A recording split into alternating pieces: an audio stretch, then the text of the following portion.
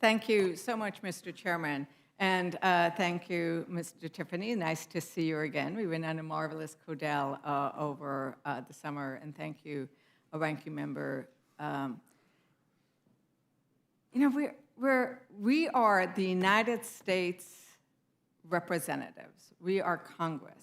We have federal responsibilities to the American people including those who are either working for the federal government, relying on what the federal government needs to get done, or in states like mine that require that, and depend on federal action.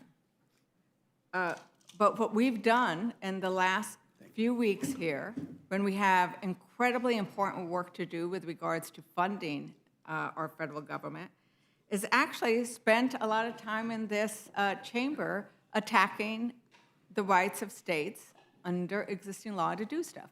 We attacked California last week. This week, we ended up attacking my beloved New Mexico. And the reality is that gun violence is a tragic, tragic matter that affects every single one of our communities.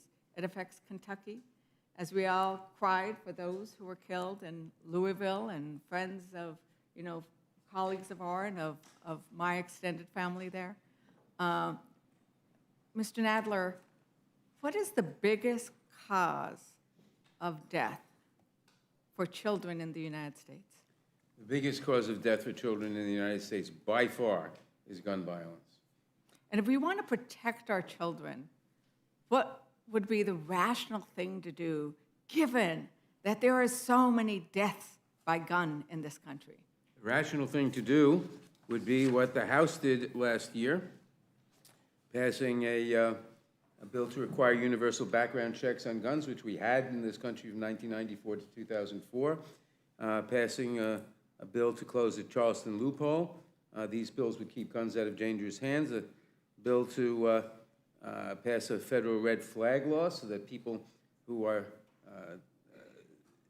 a danger to themselves or others, according to a court, can't get a hold of guns. A renewed assault weapons ban, and the Protecting Our Kids Act. We passed the Bipartisan Safer Communities Act, which was a step forward, but a small step compared to what we ought to be doing. I need to tell you, in New Mexico, we were really welcomed the Safer Communities Act. We received some of those grants, and I think it's really important. I look forward to our state continuing to make progress on gun violence, but it's something that we have to do at the congressional level, and that's what it is. States can do what they need to do. They will handle that, but what we're talking about is what should Congress do, and if we are really concerned about the safety of our children, it is quite apparent what we want to do. And do you happen to know what the American support for universal background checks is? I think 70 or 80%. Yes, 70. I think like 90%. Universal background checks are, our communities are asking for that.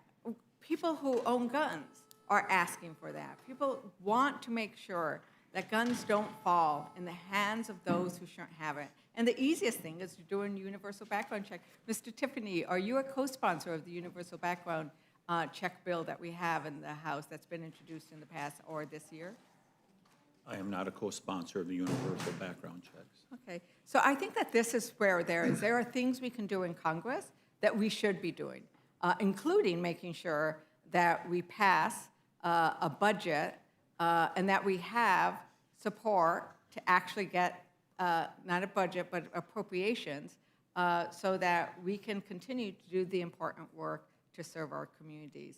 And with that, Mr. Chair, I yield back, and thank you for the time.